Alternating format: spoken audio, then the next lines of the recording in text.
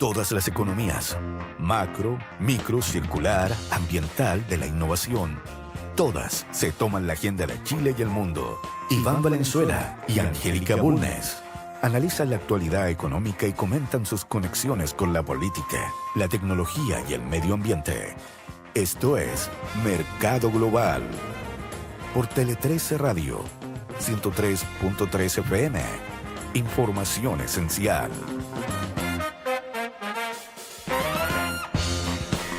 Ya estamos 9:43 y comenzamos Mercado Global con Angélica Bulnes. ¿Cómo estás, Coneja? Buenos días. Buenos días. Listos como todos los lunes para revisar la evolución de los mercados y las perspectivas para esta semana en este asunto financiero que mueve al mundo y que, por cierto, impacta en nuestro país. Esto es Mercado Global.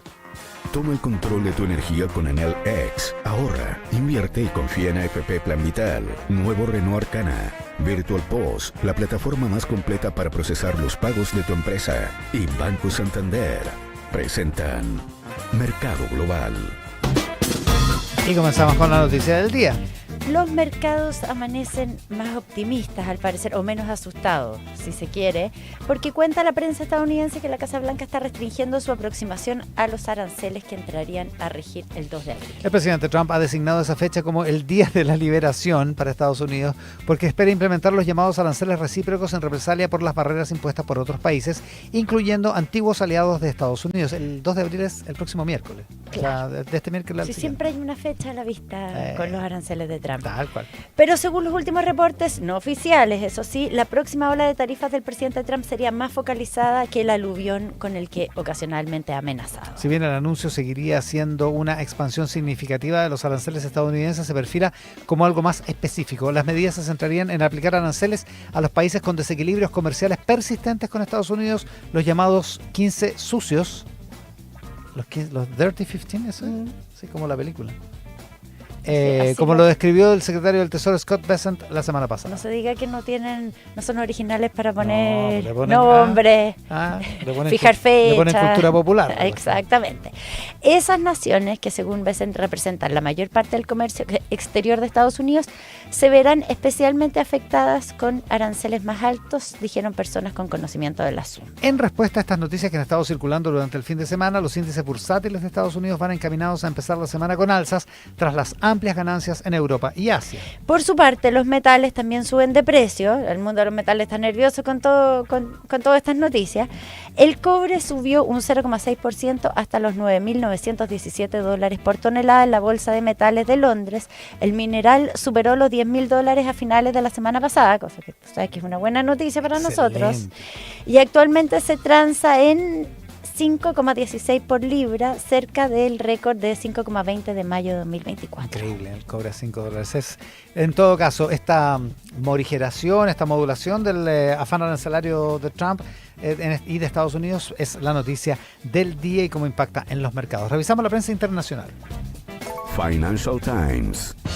Como siempre hacemos la revisión de la semana con el Financial Times y dice el evento principal de los próximos días para los británicos, como en este medio, será la declaración de primavera de la canciller Rachel Reeves ante el Parlamento. Lo primero que habrá que tener en cuenta es la revisión de las previsiones de crecimiento, o mejor dicho, la falta de crecimiento por parte de la Oficina de Responsabilidad Presupuestaria, la OPR. Estas serán a la baja porque las estimaciones del PIB han sido peores de lo esperadas y la OPR debe rebajar la cifra de crecimiento de este año de 2 a 1,3%, o incluso algunos apuestan a que podría caer a 1% la proyección. O sea, es más o menos lo que hizo el Banco Central esta mañana sobre proyecciones de crecimiento. Claro, como el IPOM de Inglaterra. Claro, pero que acá aumentó la proyección de crecimiento. Vamos a llegar a eso. Vamos a llegar a eso.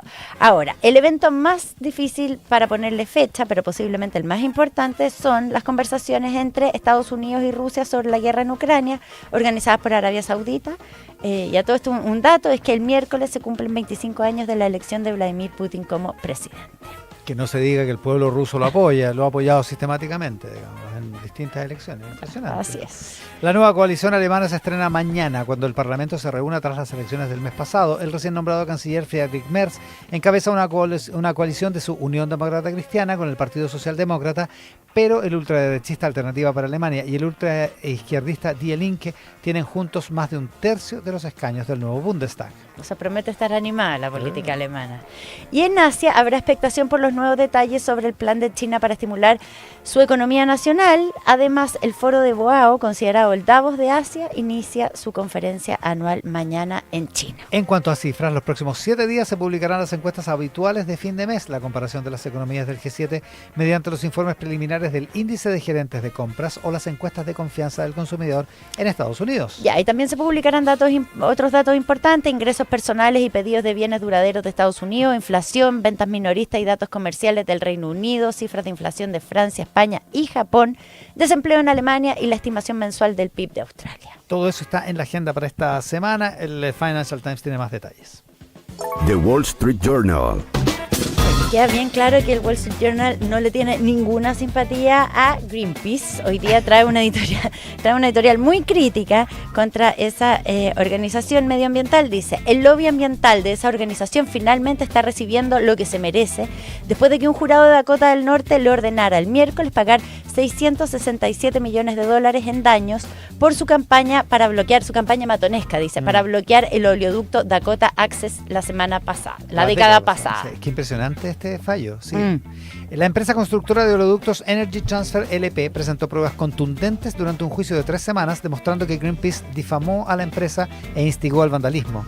Sus organizaciones capacitaron a los manifestantes e incluso trajeron cajas de seguridad que usaron para encadenarse a la maquinaria de construcción. Además, dicen que Greenpeace intentó que los financistas del oleoducto se retiraran del proyecto, diciendo que el personal de la empresa había profanado deliberadamente cementerios, documentados y otros sitios de importancia cultural, cosa que era falsa. Energy Transfer afirmó que esta campaña maliciosa retrasó la construcción del oleoducto y aumentó sus costos en cientos de millones de dólares. Greenpeace se defendió diciendo que no fue su culpa porque no ordenó expresamente el vandalismo, aunque sí capacitó a los manifestantes. El jurado estuvo de acuerdo con la empresa.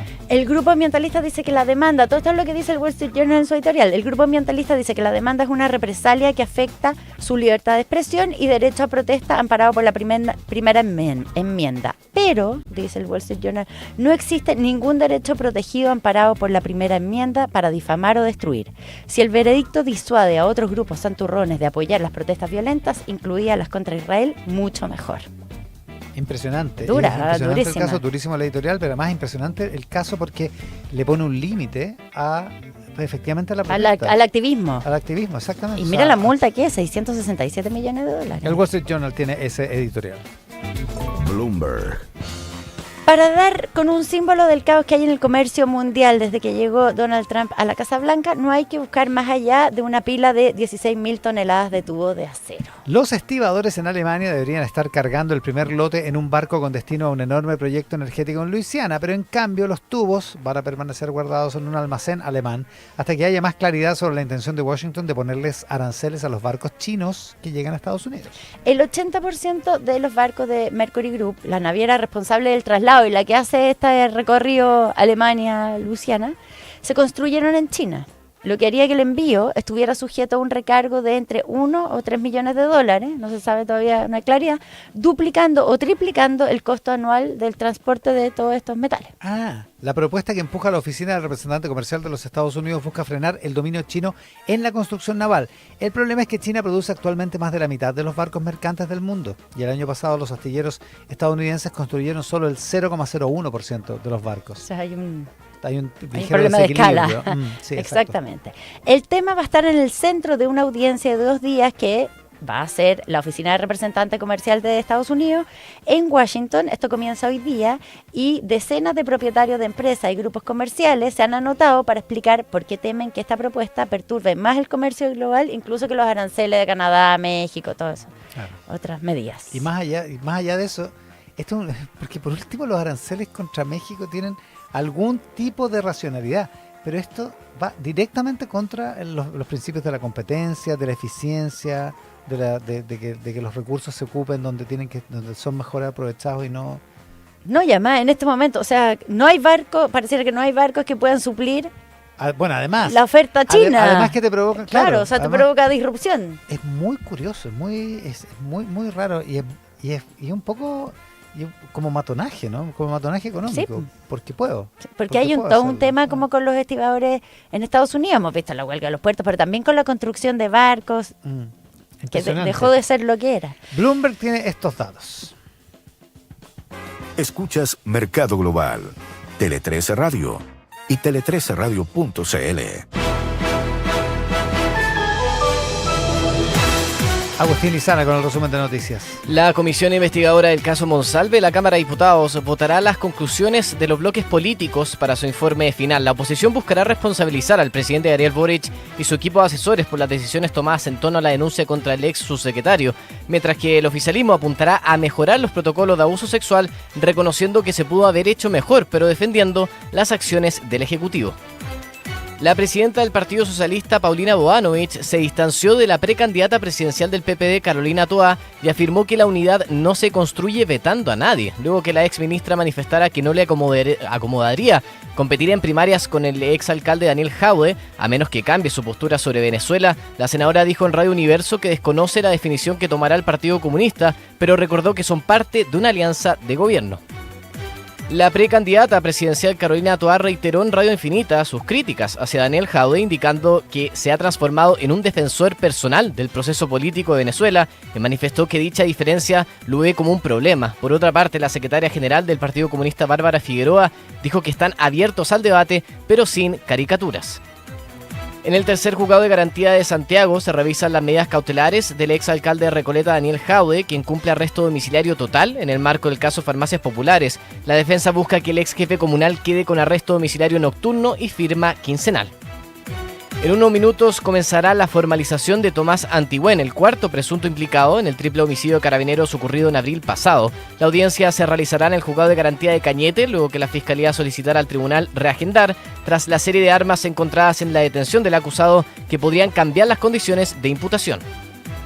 El Banco Central elevó sus proyecciones de crecimiento entre 1,75 y 2,75% para este año y mantuvo las estimaciones de 2026 entre 1,5 y 2,5%. En su informe de política monetaria de marzo, el ente emisor sigue previendo una inflación de 3% a inicios del próximo año, una vez que los efectos base del alza de costos queden atrás. Y representantes rusos y estadounidenses se encuentran reunidos en Arabia Saudita para discutir un posible alto el fuego parcial en Ucrania. Las conversaciones se centran en un cese temporal de los ataques a las infraestructuras de energía.